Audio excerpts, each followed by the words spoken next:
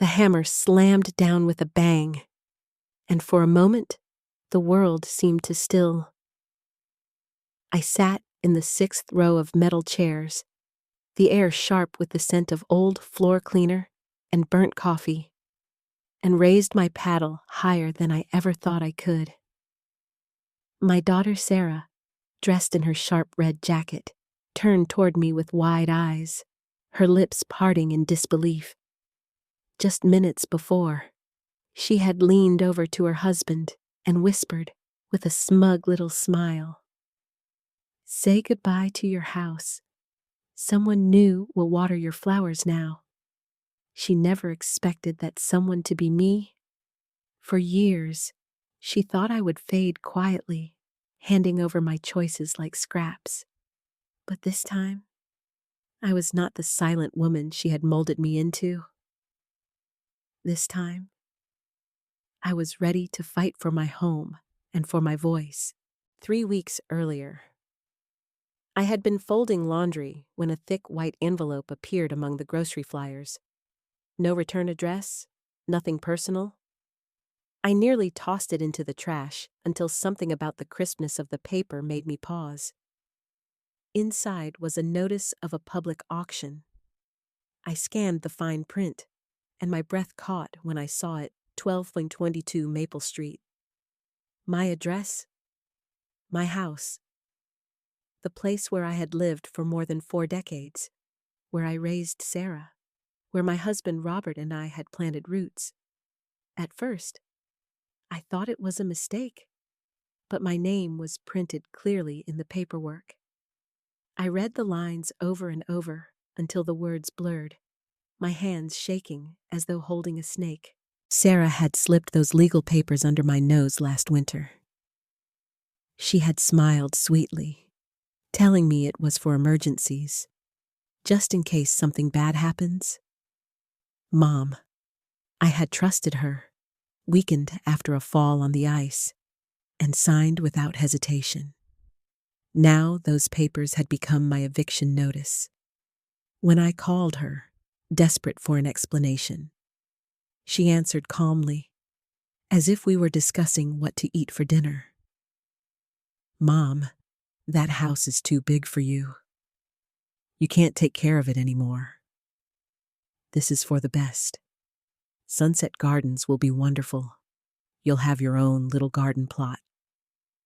She spoke with the confidence of someone who believed she knew better, who had already decided my life for me. "It's already decided," she said firmly. That night, I couldn't sleep. I wandered through the rooms like a ghost, running my hands along the piano Robert used to play, touching the curtains I had chosen decades ago, feeling the grooves of memories carved into every wall. My life was not a burden to be discarded. My memories were not clutter to be swept away. By dawn, I had made up my mind. I called a lawyer and then the bank. I didn't have millions, but I had savings, enough to make noise, enough to stand up and remind my daughter and anyone else that I was still alive, still present, still capable. Sarah hadn't always been like this. I remembered when she clung to my dress on her first day of school, or when she cried into my sweater after her first heartbreak. I remembered the girl who whispered secrets to me in the dark, who once called me Mommy in a voice so tender it still echoed in my bones. But somewhere along the way, that child vanished. What remained was a woman with sharp lipstick and sharper words, someone who saw me as an obstacle to be managed rather than a mother to be cherished. I thought about the night 6 years ago when she first suggested selling the house. She had sat at my kitchen table, laptop open, barely glancing at me while she clicked through documents. "It doesn't make sense for you to stay here alone," she said flatly. "It's not safe." I told her no, but her sigh spoke volumes, her stubborn, impossible mother refusing to be reasonable. From that day on, Every phone call, every holiday dinner. She returned to the subject of selling. At first, I believed she was concerned. Eventually, I realized it was irritation disguised as care. When the legal papers came, I signed without questioning, trusting her because that's what mothers do. But the day I found my house listed for auction, something inside me shifted. I was done being managed, done being erased. I gathered my documents, canceled her power of attorney, and prepared myself for the auction. Not because I expected to win against developers and flippers, but because I needed her to see me. I needed her to understand that I would not go quietly. The auction hall buzzed with low voices the afternoon I arrived. I dressed carefully in my blue Sunday dress, the one with the pearl buttons, and carried a folder of papers in my purse. Rows of folding chairs stretched before the stage where the auctioneer shuffled his notes. Sarah and her husband sat in the front, whispering, smiling, confident. She didn't notice me at first as I slipped into the 6th row, my paddle firm in my hands. When the auctioneer finally called out, item number 12, 4-bedroom cottage on Maple Street, Sarah raised her paddle instantly, certain the house was already hers. She didn't know her mother was waiting just a few rows back. I lifted my paddle, steady, deliberate. The room rippled with whispers. Sarah spun around, her eyes widening in shock as if she had seen a ghost. But I wasn't a ghost. I was flesh, blood, and voice. I wasn't just a name on forgotten papers. I was the woman who built that house, who raised her there, who buried her husband there, and I wasn't going anywhere without a fight. Sarah's shock spread across her face. Her paddle froze in midair. She had expected contractors, investors, maybe strangers with slick smiles, but not me, her mother sitting upright in the 6th row, my hand steady as I held the paddle high. The auctioneer, unfazed by family drama, called the next bid. Numbers rose 160,000, 165,000, 170,000. Each time Sarah lifted her paddle, I followed, my number climbing steadily. I wasn't there to outbid her. I was there to make a statement. Every raise was a declaration I am here. I still matter. You don't get to erase me. The tension in the room thickened. Whispers passed between rows. A man in the back muttered, "That's her mother." Sarah's husband shifted uncomfortably in his seat, clearly wishing he could sink into the floor. Sarah, flushed and rigid, leaned toward the auctioneer. "Excuse me, sir. There must be a mistake. That woman," she jabbed her finger at me, her voice breaking with fury. "She can't bid. She doesn't have the rights anymore." Calmly. I reached into my purse and drew out the folder I had carried like armor. The papers inside were stamped and notarized, documents canceling the power of attorney Sarah had once tricked me into signing. I held them up, my voice steady though my heart pounded. "These are current, effective as of 4 days ago." The auctioneer stepped down from the stage, flipping through the pages carefully, his brow furrowing as he read. Sarah stood frozen, her mouth open, but no words coming. After a tense silence, the auctioneer looked up. "This changes things," he said firmly. "The sale of item 12 is hereby paused pending legal confirmation. No further bids will be accepted." The murmurs erupted into full-blown chatter. People shifted, some annoyed, others entertained. Sarah's face crumbled, her eyes darting from the auctioneer back to me. "Mom?"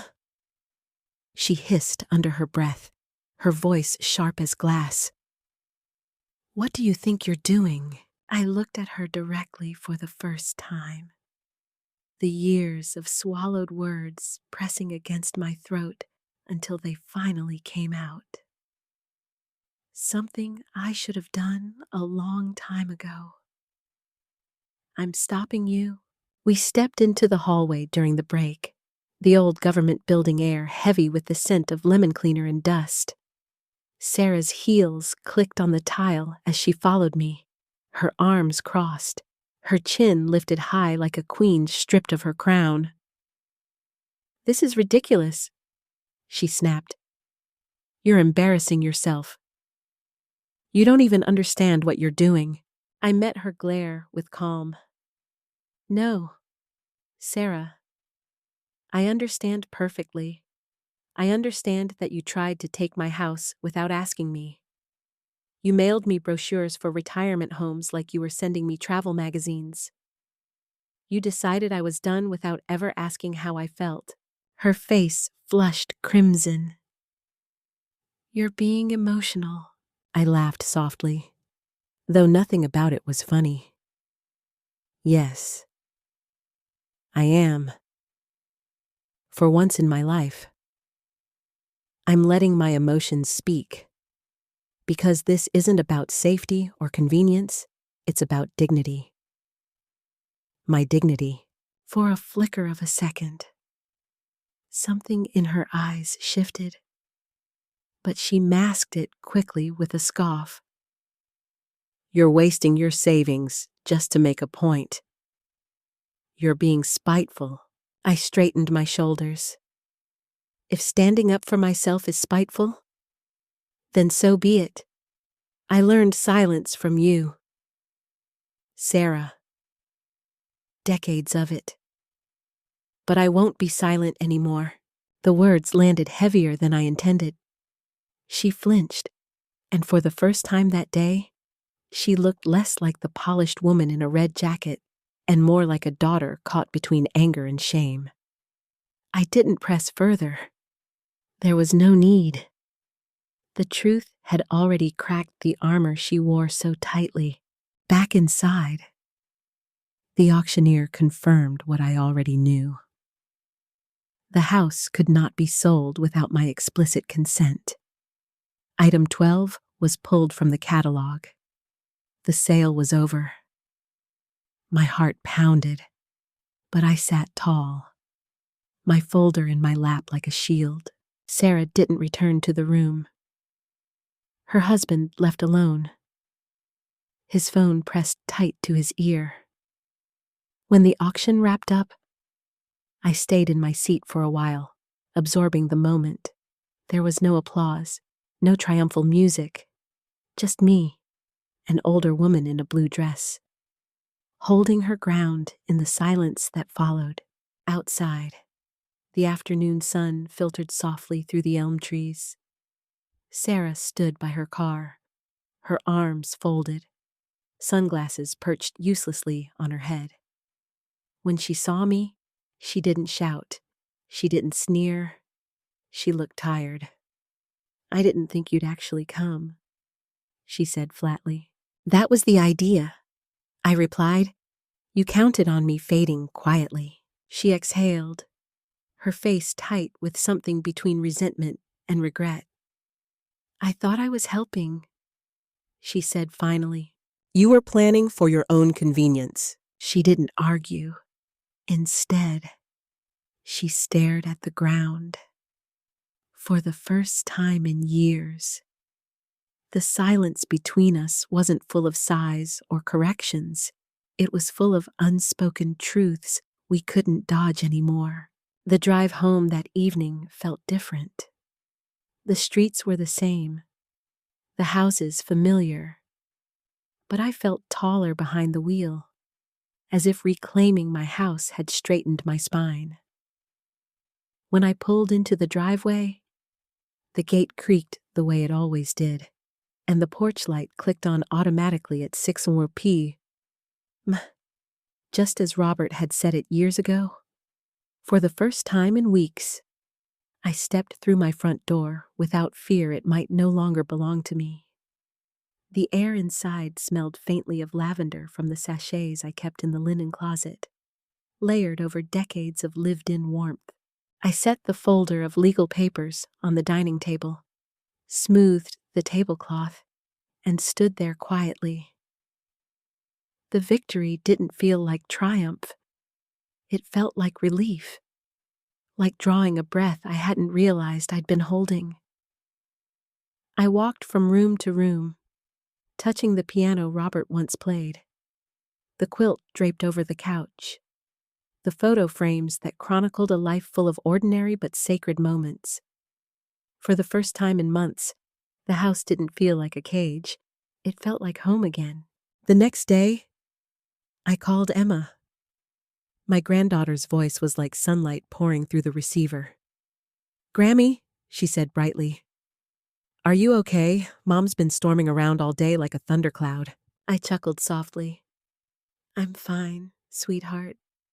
I just wanted to hear your voice." We talked about her job, her dog, and the new book she was reading. I didn't tell her every detail about the auction, only that I had handled it.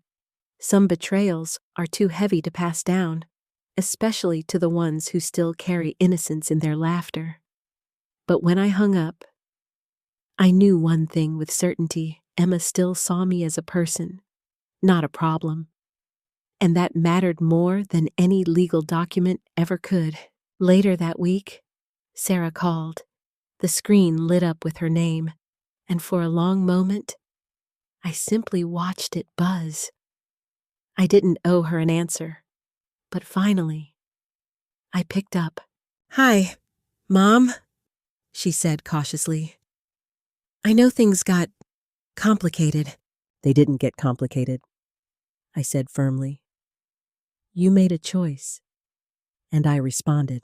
There was silence on her end, the kind that stretched heavy with words unsaid. Finally, she sighed. "I didn't mean for it to go that far." "Yes, you did," I replied. "You convinced yourself it was for the best, but you knew exactly what you were doing." Her voice sharpened. "You don't understand the pressure I'm under: work, family, keeping everything balanced. I wasn't trying to hurt you. I was trying to make things easier."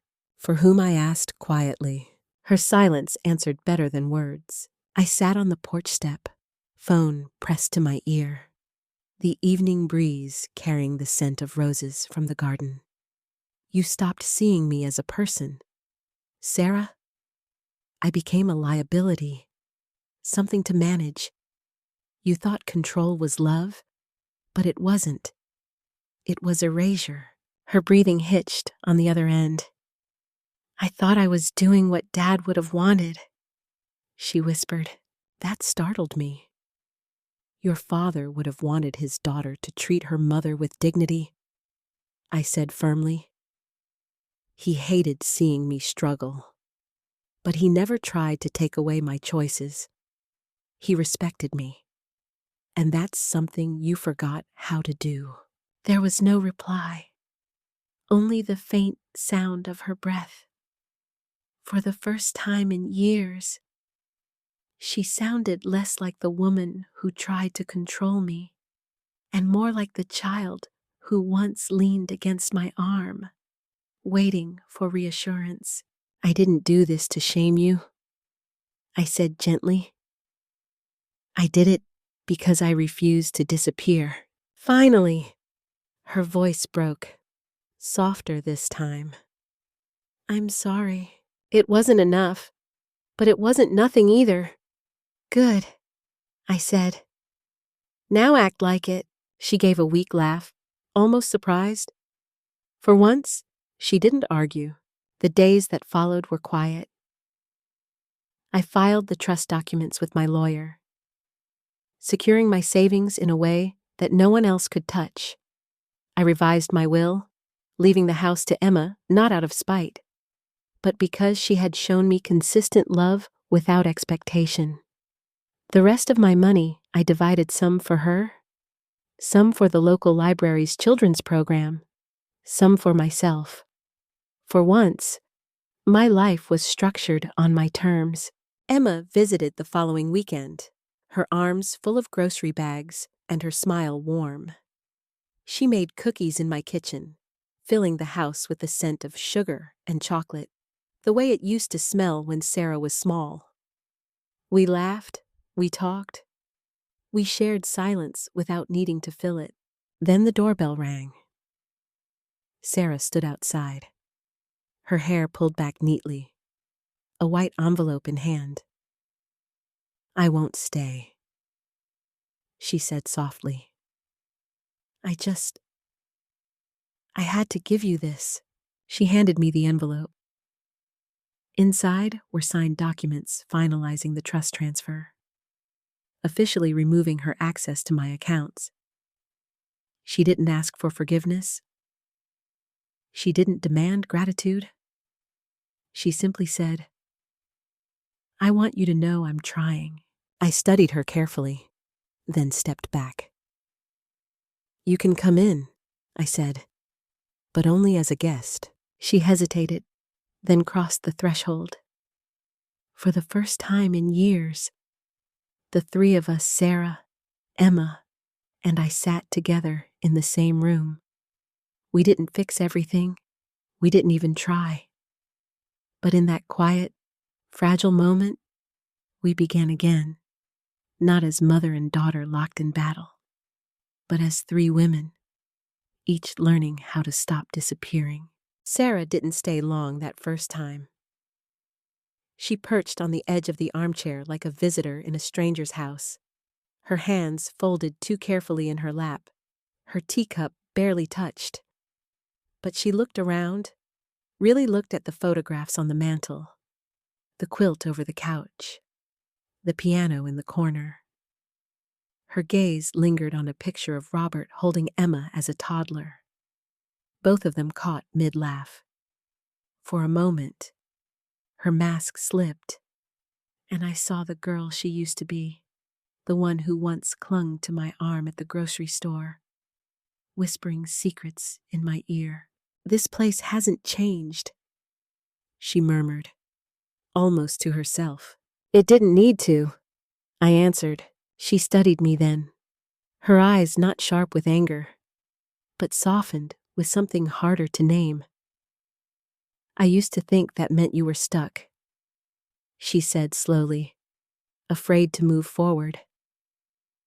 "But maybe I didn't want to see what you were holding together here.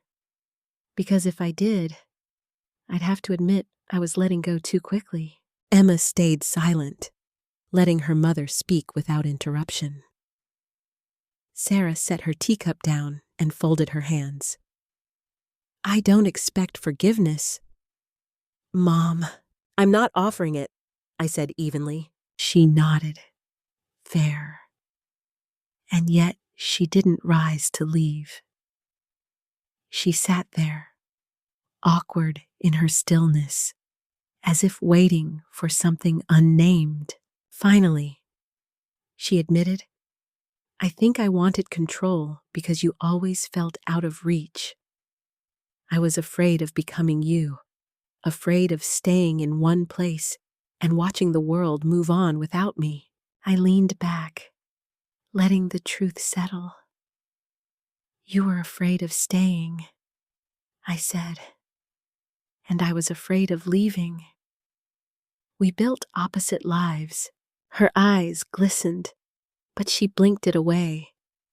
And now she asked. "Now I'm not afraid anymore," I said. We sat in silence, the kind that didn't ask to be filled. When she finally stood, she said, "I'd like to come back. Not to manage, just to visit. If that's allowed." "It is," I said, "on my terms." She nodded once. Emma walked her to the door, and I stayed in my chair. I listened to the muted exchange of goodbye. No raised voices, no tension, just the quiet possibility of change. When Emma returned, She rinsed her mother's untouched teacup and asked, "Do you think she'll mean it?" "She's trying," I said. "That doesn't fix everything, but it's a beginning." In the weeks that followed, Sarah didn't visit, but she called once. A short conversation, stilted and careful, but civil. That alone felt like progress. Meanwhile, Emma came by often, bringing laughter, laundry, and the occasional batch of cookies. We filled the house with warmth again. The kind that doesn't depend on perfection, just presence. One afternoon, Emma asked me, "Do you miss her?" I thought carefully before answering. I miss what I thought we might have. But no, I don't miss being managed. "Do you think she'll ever change?" "She already has," I said, "just not in every way I wanted. And that's enough." That evening, after Emma left, I sat at the piano. My fingers stumbled at first, but then the melody returned, an old tune Robert used to hum without realizing. It wasn't perfect, but it was mine. The house seemed to hum with me, every creak and sigh joining in like old friends. Then December brought a letter. Sarah's handwriting, neat and deliberate, stretched across 2 pages. She wrote about fear, about how control had felt like care, about how she forgot I had a life before she was born. She admitted she had managed me like a project, not a person. I thought selling the house would protect us from the mess of aging. She confessed. I see now it would have erased everything. It wasn't a dramatic apology, just an honest reckoning. At the end, she wrote, "I understand if you don't want me back in your life the way things were. I only ask that if there's space, maybe we can build something new. Not mother and daughter like before, just 2 women trying not to disappear." I read it twice, then a 3rd time, and finally folded it carefully. She hadn't asked for forgiveness, and I respected her for that. It wasn't a fix. It was a door cracked open. The next morning, I wrote her back. 1 page. I told her I believed her, that I was willing to try not to forget, not to return, but to begin again. And I ended with a single line. "If you ever want to come back to the house, the door is open, but only as my guest." January arrived with sharp winds and bare trees. I was in the kitchen when I heard the crunch of tires on frozen gravel. Through the window, I saw Sarah step out of her car, scarf wrapped tight, a silver tin in her hands. She didn't look like a woman coming to reclaim anything. She looked like a guest, cautious but determined. I opened the door before she could knock. "I brought cookies," she said, holding the tin out as if it were an offering. "Chocolate chip." "Of course you did," I replied, stepping aside. "Come in." She removed her coat and shoes carefully, her movements slow, deliberate. She didn't ask where to sit. She waited, and when I gestured toward the couch, she settled quietly, her hands folded on the tin. Emma arrived minutes later, her timing almost uncanny. The 3 of us sat together, the air fragile but not hostile. We brewed tea. The silence wasn't the heavy, suffocating kind anymore. It was tentative, like a blank page waiting to be filled. "Finally," Sarah said. "I read your letter 3 times.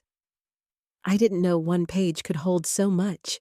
"You used to say the same thing about recipes," I answered, and a faint, genuine smile crossed her face. She opened the tin, revealing 4 neat batches of cookies. "I didn't know which kind you liked best anymore," she admitted. "So I made them all." We ate slowly, the crunch of sugar and chocolate filling the space where words might have been. It wasn't reconciliation. It was something quieter, an attempt. When she left an hour later, she didn't say, "See you soon," she said, "Thank you for letting me in." And I replied, "Thank you for coming as yourself." After she drove away, the house felt different, not empty, but alive with the echo of possibility. I sat at the piano and played a few soft chords. The sound wasn't perfect, but it was enough. The days rolled into weeks. Sarah didn't rush back, but she didn't disappear either. She sent a letter in December, and by January, she had walked through my door with cookies. That was more than I had dared to expect. Emma continued to visit, bringing laughter, books, and little stories about her life. With her, the house felt warm, safe, steady. One afternoon, Emma asked, "Do you think Mom will really change?" I considered. She doesn't have to become someone new.